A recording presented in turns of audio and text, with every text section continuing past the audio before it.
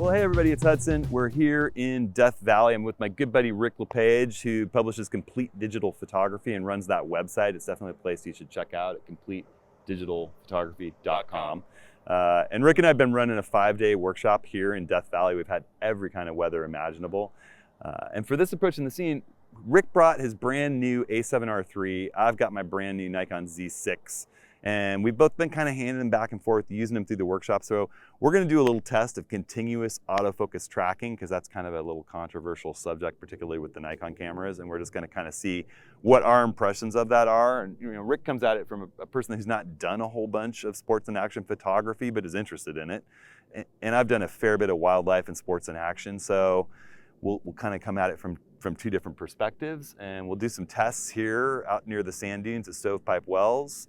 And then we'll talk a little bit about the results, and then I'll jump back to the studio, we'll look at images, and I'll take a few questions like normal. All right, so Sony A7R3 in burst mode, high-speed continuous burst mode with the continuous lock-on autofocus, expandable, flexible spot tracking. Kind of long-winded, but. All right, I'm ready.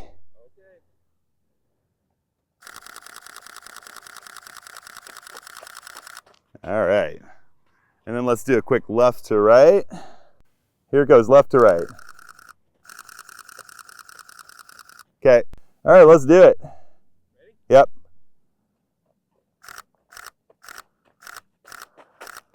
Okay, and then left to right. It's slower in the tap, tap, tap. I mean, it feels slower to me. I don't know, I'm gonna shift my, just like I can't fire as many frames. All right, let's do it. Yep.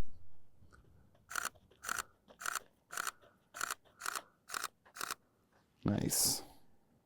Does a great job tracking though, it really does. All right, let's try the Nikon. Pulling out the Z6, putting the A7R3 away. And in my Z6, I'm gonna go in burst mode here, high speed burst.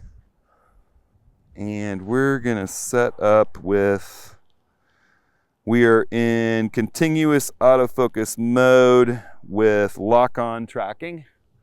Pretty much the same setting. I'm gonna just change my focus. I am.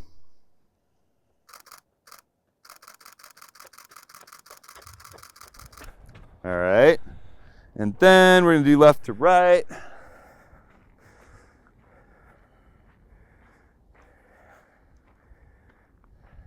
Ready? Let's do it. All right.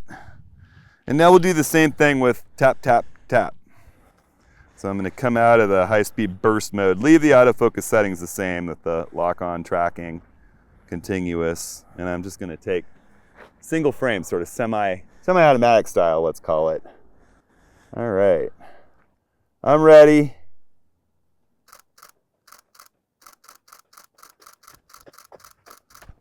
All right, and then one left to right and we're done here.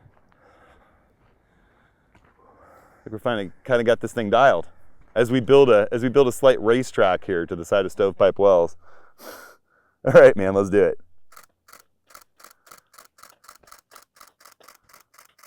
I don't know, I feel like they both did better than I expected, to be honest with you. A7R3, and this is continuous autofocus, expandable lock-on autofocus with the expandable spot. Hang on, lock-on autofocus, you got it. Yep. Continuous burst mode. I'm going to be running straight at you, Rick. And then we'll do one left to right, and then we'll do tap, tap, tap, single shot tracking with that same lock-on autofocus expandable spot mode. I'm ready. You ready? Ready. All right. We'll do one left to right. Go.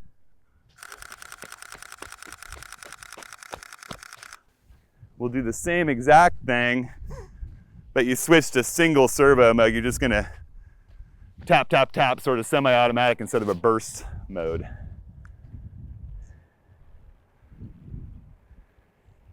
Can't do anything until it's written everything. Oh, okay.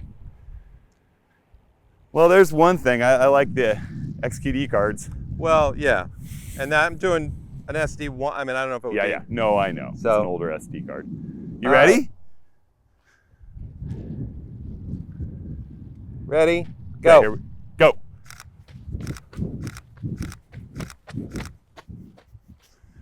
All right. Holy shit. God, I got to do more of this stuff. It's fun, huh?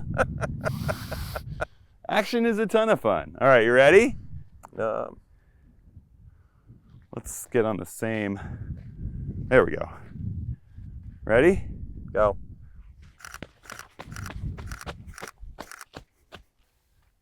All right, so now we have the Nikon Z6 in autofocus continuous tracking with lock on, pretty much the same mode, in burst mode, high-speed burst mode. You ready? Ready.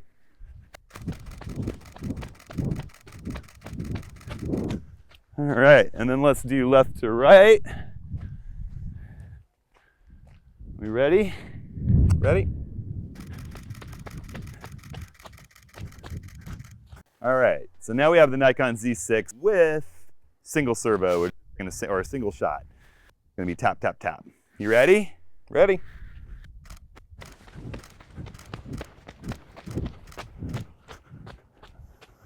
We're gonna do side to side now. Okay.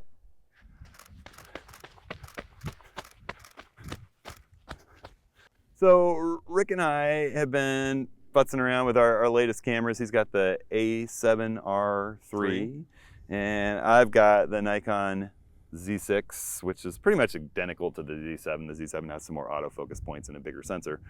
But we've been kind of running at each other, testing the continuous autofocus tracking. I think that's been kind of an issue. And I'd say, you know, we haven't looked at the image results yet. There's going to be some discussion back and forth when we look at the image results, and I'll show those when I get back to the studio, and I'll take a few questions. But just initial thoughts handling both of them. I felt like both of them did a better job than I thought. Nice light, doing autofocus tracking.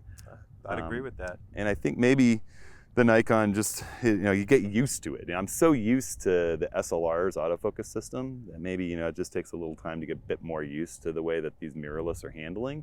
But I didn't have much trouble tracking Rick running at me. I didn't have much trouble tracking him left to right. You know, I still feel like this one loses it every now and then when you're doing the burst mode. You like zap, zap, zap, and you'll notice that there's a few frames that aren't sharp. I was kind of blown away at this. I'm primarily a landscape and street photographer. Right. And, you know, I've used some autofocus tracking in some of the older SLRs, like my Canon 5D Mark II and Mark III. Right. And every time we try to use them, the results would not be great. You know, you wouldn't get sharp images. Maybe you get one out of a burst. So I don't even do that. I mean, I've learned how to just sort of wait for that moment, take the shot, and you know, hope for the best. And most of the time, that works for me. Right.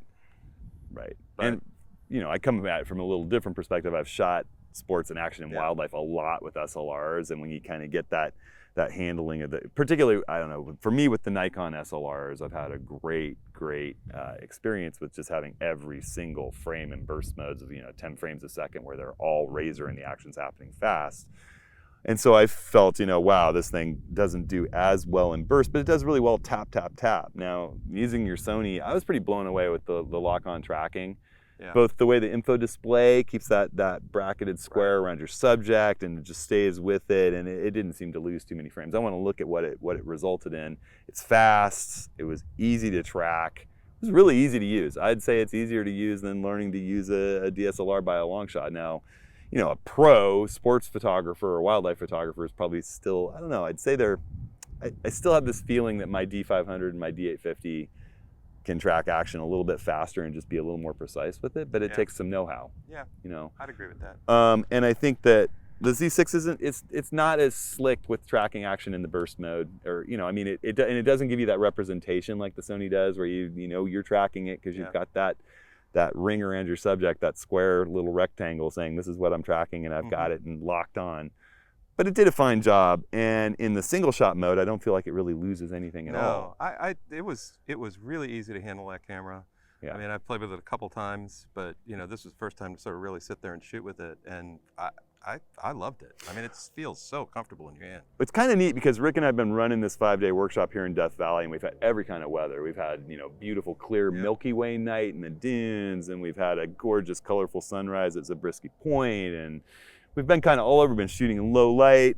And, you know, I've been setting up my Nikon D850 that I'm filming this with right now for the big landscape shots to get the high resolution images that I want, but having this draped on my side. And I've been hand-holding in low light situations students in almost no light with backlit colorful skies, and there's, you know, 10,000 ISO shots are clean, really well focused, easy to focus. It's easy to see in the viewfinder in those conditions.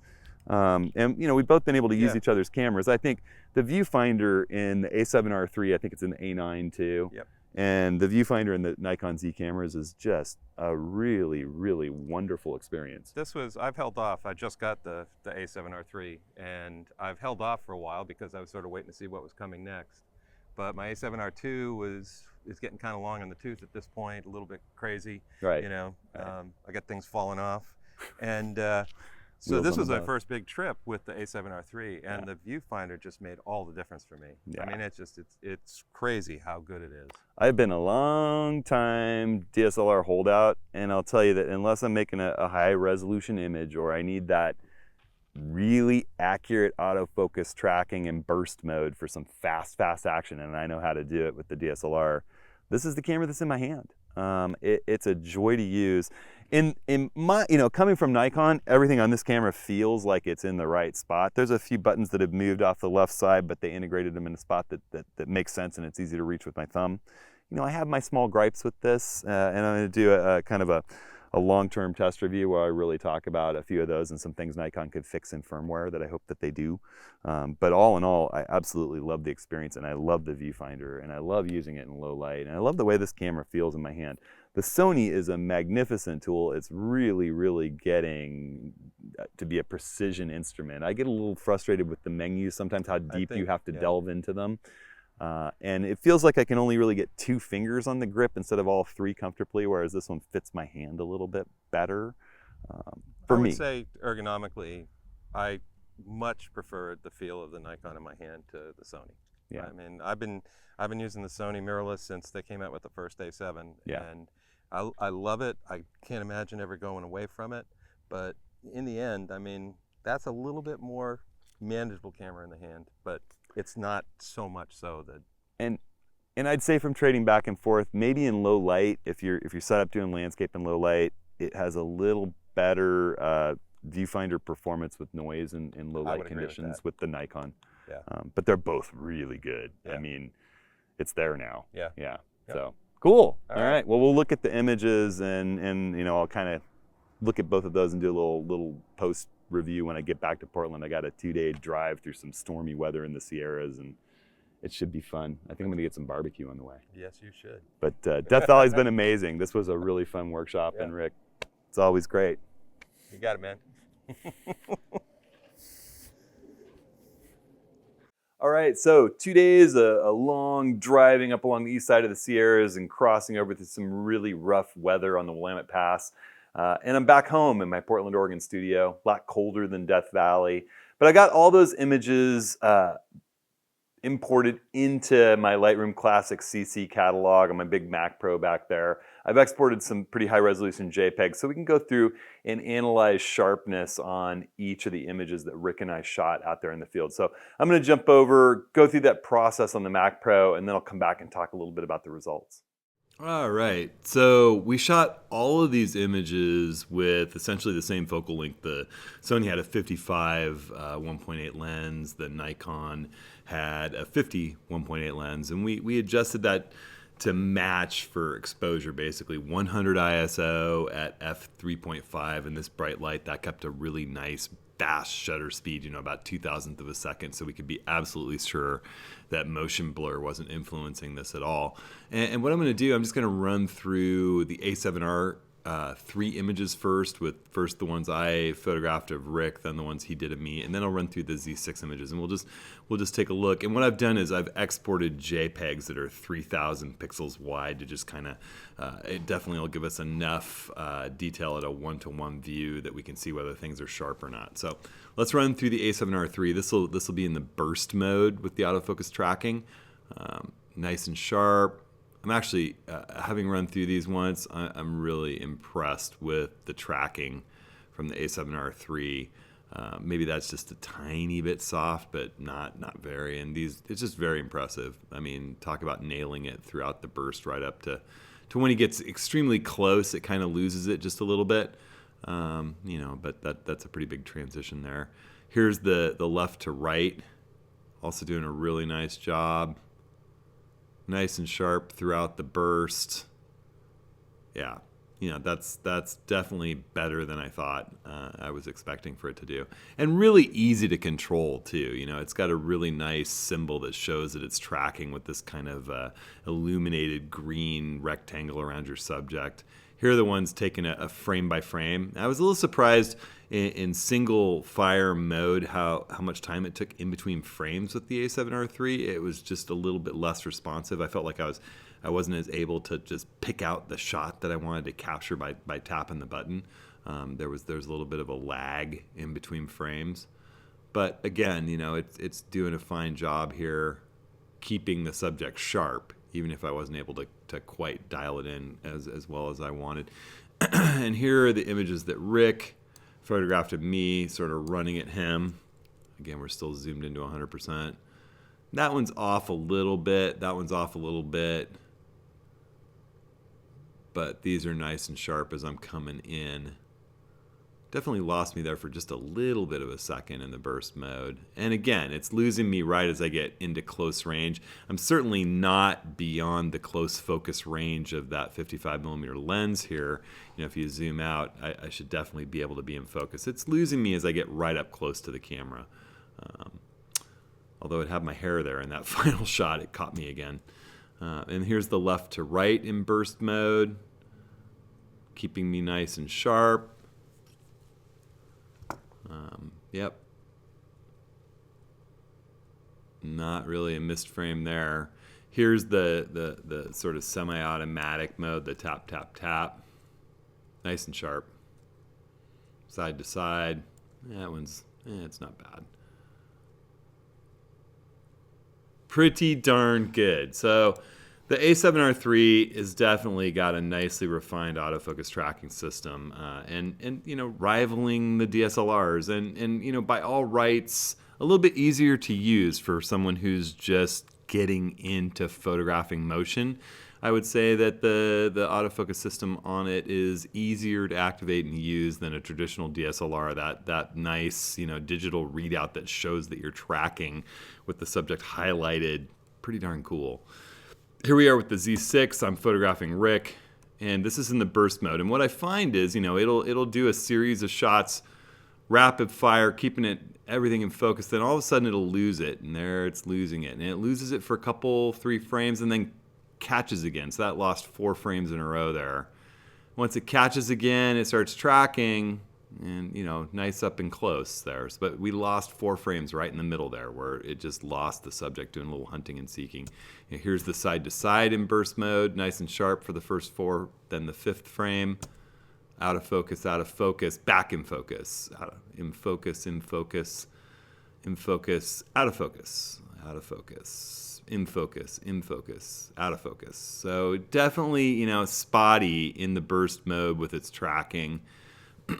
Here's the tap, tap, tap, and I'm able to definitely fire off more shots with tap, tap, tap, and it's just doing a better job keeping my subject in focus. It missed right here for 1 frame, but not bad. You know, it doesn't look like I had him quite razor sharp to start off here, side to side. That could be operator error. And it's lost a frame there and there, but then I catch him again. I think it does a bit better at tracking. I think it loses tracking its subject in burst mode. You just feel it while you're shooting. It feels like it holds it better when you're selectively firing off shots, and it feels a bit more responsive than the A7R3 at firing off shots. I gotta say though, the A7R3 does a lot better job in burst mode. It's just more reliable. Here's Rick using the burst mode with it. He's moving around a bit, but you know, funny there. Okay, so he got a number of frames off before it lost me. Only for one frame, caught me again, and kept me pretty darn well until I got right close to the camera there. And that lost me a little bit. Caught me, lost me, lost me, lost me, caught me, caught me, caught me. Not too bad. Yeah, so again, you know, the burst mode, it's missing a frame here and there. It just does a little hunting and seeking. Here's his tap, tap, tap. Again, holding me really well there. He didn't miss a single frame in that, really. Side to side, I think Rick, I don't think he actually had me focused to take off. I think this is just operator error. I think he had the background in focus and didn't catch me until I was pretty much by the camera there. So that one I'm just going to chalk up to not quite having me tracked. I think, you know, he started off with these bushes in the background in focus and held them. But so, you know, my conclusion on this is, you know, the Nikon is not terrible. It definitely loses the subject a bit while you're tracking. And it's not just in the burst mode. It definitely is worse in the burst mode. If you're judicious, what I found when I was photographing kiteboarding in Baja was that, you know, if I fired a frame here, a frame there, and really timed my shots, it did really well with tracking. It's when you're really laying out a lot of shots and it has to move quick in between shots, it starts to lose the subject. And I know that they have scheduled a big firmware update with autofocus tracking enhancements as well as eye detect autofocus. So I'll test that again come May when they release that. Look for another video where we take a look at that. All right, so what did we learn from this autofocus comparison? For me, it's pretty simple. The Sony's autofocus system is definitely more refined. It's easier to use. The Nikon, as I've been saying, if you're using burst mode in the autofocus lock-on tracking, it just loses the subject from time to time, and I don't see that nearly as much with the Sony.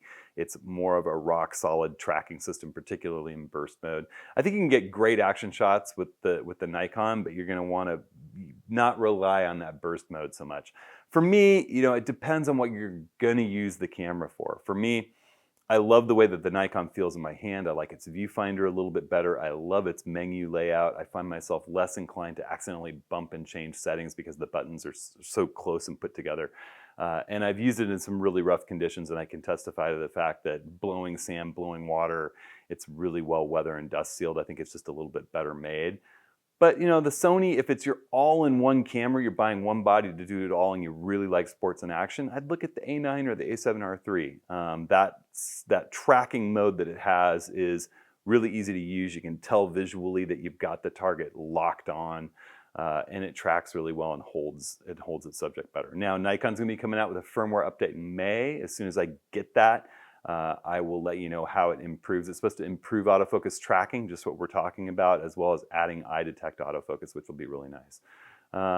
So for me, you know, having used the Sonys for a while, I find that the Nikon Z cameras fit my hand well. They just work as an extension of me better than the Sonys. The Sonys, I always feel like the form factor and the menu structure is getting in the way.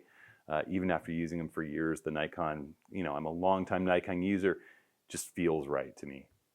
It's not my sports and action camera. Really, that's my D500.